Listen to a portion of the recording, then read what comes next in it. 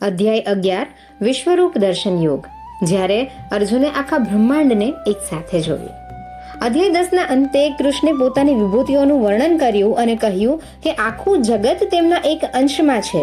અર્જુન હવે ગદગદ થઈને કહે છે, હે પ્રભુ, આપના મહિમા વિશે સાંભળીને મારો મોહ દૂર થયો છે. પણ હવે મારી ઈચ્છા છે કે જે ઐશ્વર્યનું તમે વર્ણન કર્યું હતું તેને હું મારી આંખોથી જોઉં. મને આપનું ઐશ્વર્ય રૂપ જોવું છે. કૃષ્ણ કહે છે, અર્જુન, આ ચર્મચક્ષુઓ એટલે કે સામાન્ય આંખોથી તું મને નહીં જોઈ શકે, માટે હું તને દિવ્ય ચક્ષુ આપું છું. તો શું જોયું અર્જુને? ભગવાનના આ વિરાટ રૂપનું વર્ણન સંજય ધૃતરાષ્ટ્રને કરે છે. તે દ્રશ્ય કલ્પના બહારનું હતું. જાણે આકાશમાં એક સાથે હજારો સૂર્ય ઉગ્યા હોય તેવો તેજસ્વી પ્રકાશ, અસંખ્ય મુખ, અસંખ્ય આંખો અને અસંખ્ય હાથ, જેનો કોઈ આદિ મધ્ય કે અંત નથી. આખા બ્રહ્માંડમાં તમામ દેવો, ઋષિઓ અને ચરાચર સૃષ્ટિ ભગવાનના શરીરમાં દેખાતી હતી. અર્જુને જોયું કે કાળ એટલે કે સમયરૂપી ભગવાનમાં મોટા મોટા યોદ્ધાઓ અને આખું જગત સમાઈ રહ્યું છે. અર્જુન, જે અત્યાર સુધી કૃષ્ણને પોતાના મિત્ર માનતો હતો, તે હવે ભય અને આશ્ચર્યથી ધ્રુજવા લાગે છે. તે હાથ જોડીને માફી માંગે છે કે હે પ્રભુ, મેં અજાણતા આપને સખા કહીને સંબોધન કર્યા હતા, તે બદલ મને ક્ષમા કરો. જ્યારે અર્જુન ડરી જાય છે ત્યારે કૃષ્ણ કહે છે, હું લોકનો નાશ કરનારો મહાકાળ છું. તું યુદ્ધ લડીશ કે નહીં તો પણ આ સામે ઉભેલા યોદ્ધાઓ બચવાના નથી. કૃષ્ણ અર્જુનને જીવનનો સૌથી મોટો મંત્ર આપે છે, તું તો માત્ર નિમિત્ત બની જા.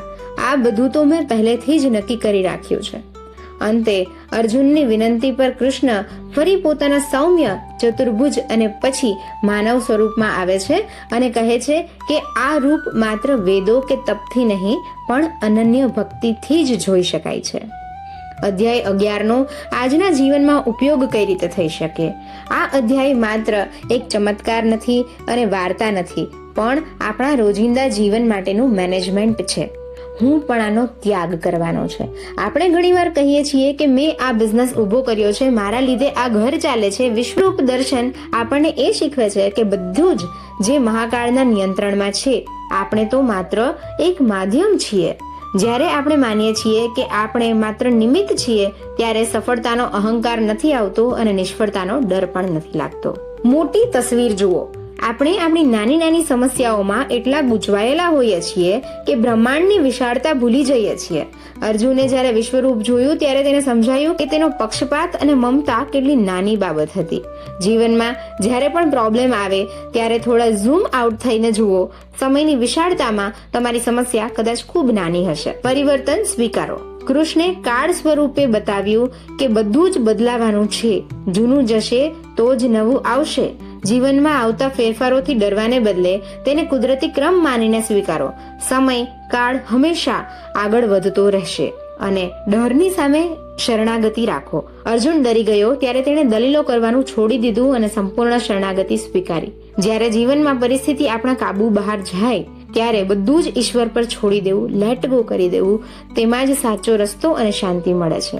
દરેક માણસમાં વિરાટતા છે. જો આખું બ્રહ્માંડ કૃષ્ણમાં છે તો આપણે પણ તેનો એક અંશ જ છીએ. આપણી અંદર પણ એ વિરાટ શક્તિ છુપાયેલી છે.